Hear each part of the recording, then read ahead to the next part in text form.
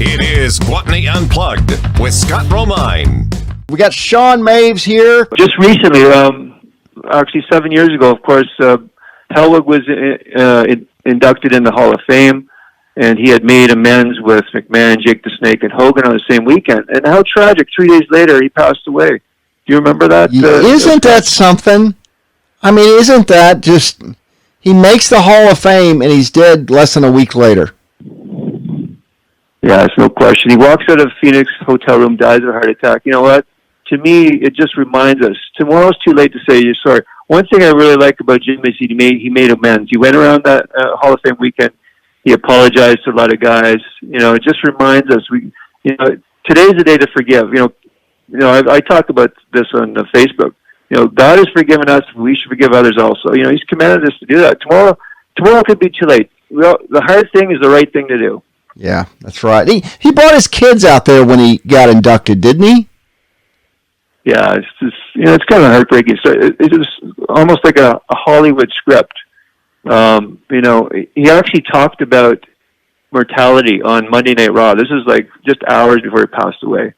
One of the things he said was this, I'm going to quote. He said, "No WWE talent becomes a legend on their own. Every man's heart, one beats its final beat. Every man's lungs breathe their final breath."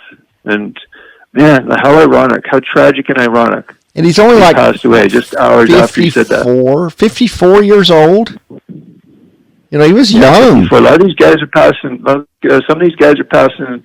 They don't make it past their 55th birthdays. It's sad. There's a growing list of wrestlers and bodybuilders who have passed away rather young. Yeah, very much so. I've talked about Jim up here on WDCX 99.5 Buffalo on a couple shows, Canada Just TV interview. When I talk about bodybuilding, I can't not talk about Ultimate Warrior, of course, because WrestleMania 6 Toronto 1990.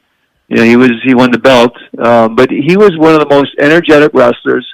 I think he had one of the best entrances in the ring of all time. You remember when he used to come in when they used to start playing the music, the Warrior music? Yeah. And instead of going in the ring, he'd circle around a couple of times, start shaking the ropes. And he had the best physique.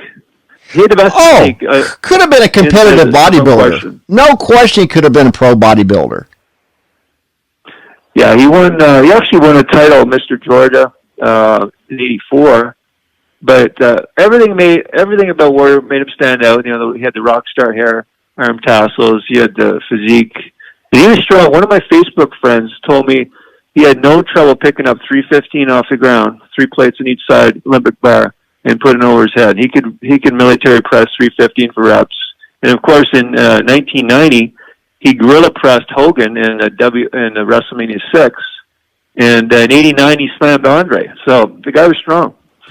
So he slammed Andre. I didn't remember that. I don't know. You said Hogan. I know Hogan did. Hellwig slammed him also in '89. It was on YouTube. I was checking it out the other night. And a lot of guys would say, a lot of guys who know wrestling better than I do would tell you this.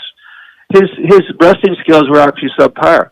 But as he came along, and that's one of the reasons why the matches were so short. I don't know if you recall that, but a lot of his matches were in and out in 90 seconds.